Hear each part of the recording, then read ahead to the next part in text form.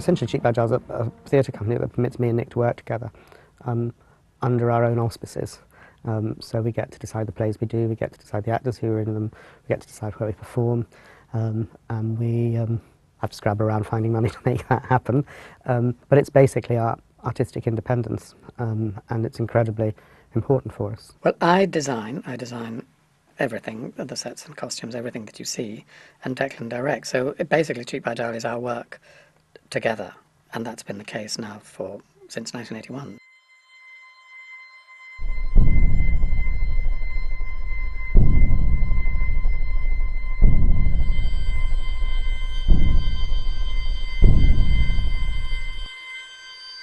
We do genuinely go in with a blank canvas, and that is quite frightening. But after 30 years, somewhere you know that you will come out at the end with something effective and concrete and that the actors can deal with. We meet the actors first, work with the actors first, and then decide on what the space is going to be like, how it's going to be designed, what they're going to be wearing. And that's quite difficult. It's very important that you harness the life that you can get from the actors, that you exploit the life that's coming from the actors into every aspect of the play that you're going to do.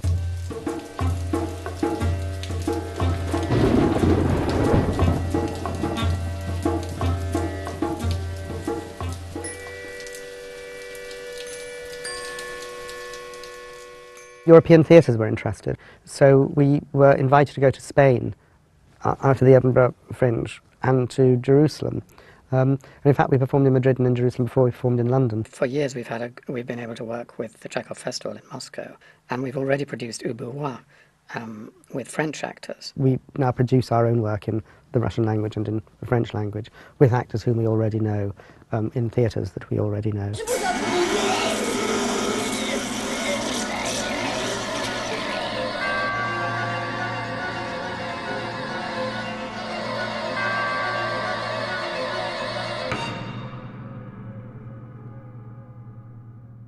I think one of the reasons why theatre is very important is that we see different people in different extraordinary situations. And I think that when we put on plays, I think one of the reasons we go to the theatre actually is in a way to train our empathy. We see people in extreme situations, some of which we hope we will never be in ourselves. You know, very few of us are ever going to kill the King of Scotland.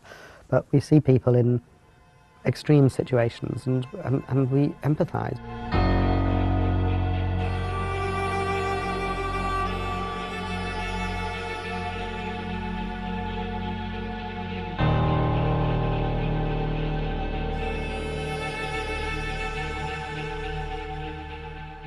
Our hopes for the future are essentially the same as to be able to carry on doing the similar work as we've always done, which is very ambitious plays with large companies playing in relatively small spaces. Economically, it's very, very tough, and it becomes harder and harder. But that's our aim, is to stay small and intimate, and I think that's the key to all great theatre experiences, is a relationship between the audience and the actor. That's what makes really a moving theatre. We do crave and need intimate experience, and that's what theatre offers. There's something intimate about it. I mean, you're actually watching living people doing living things, and that's very, very important. And it's so easy to lose sight of that.